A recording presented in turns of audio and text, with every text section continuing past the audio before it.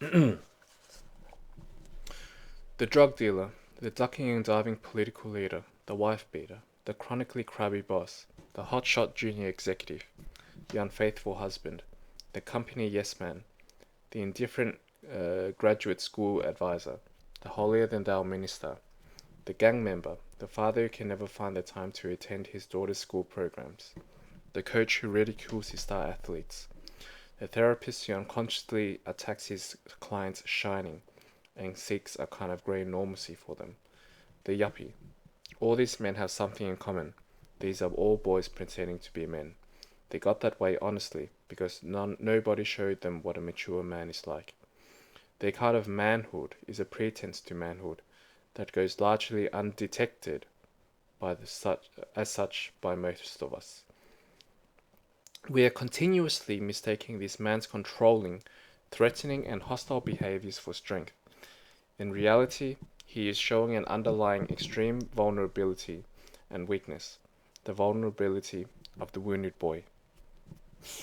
This is how Robert Moore and Douglas Gillette introduce the chapter called Boy Psychology.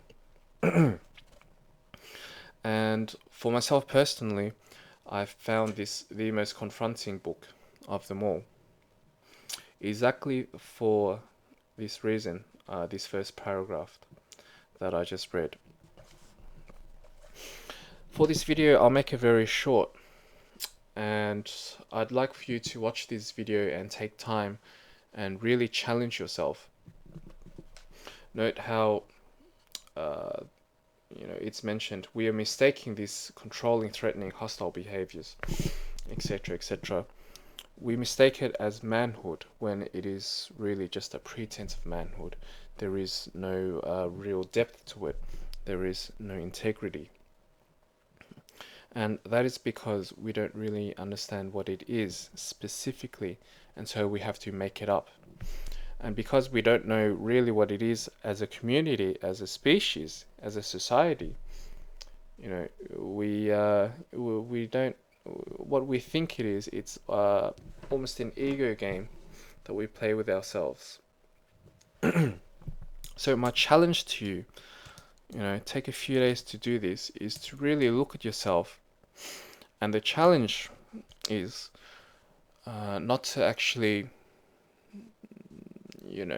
state where you succeed in life, where you are a man in life, but rather where you are not.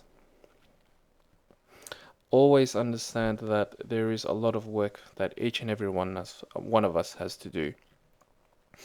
And think of it as a curve, and every time you head up the curve and see, the steepness of the curve in front of you, even if you take 10 steps forward, there's still another 10 steps to go.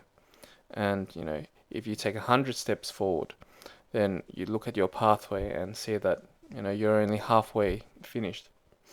So that's what I'd like for you to do, is make a list, a long laundry list, and put on a heading: I am still acting like a boy, like so.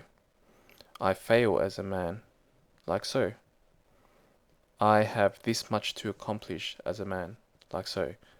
I have this much to grow up as a man, like so. And just make a mental list, or write it down. Actually, that's quite powerful too.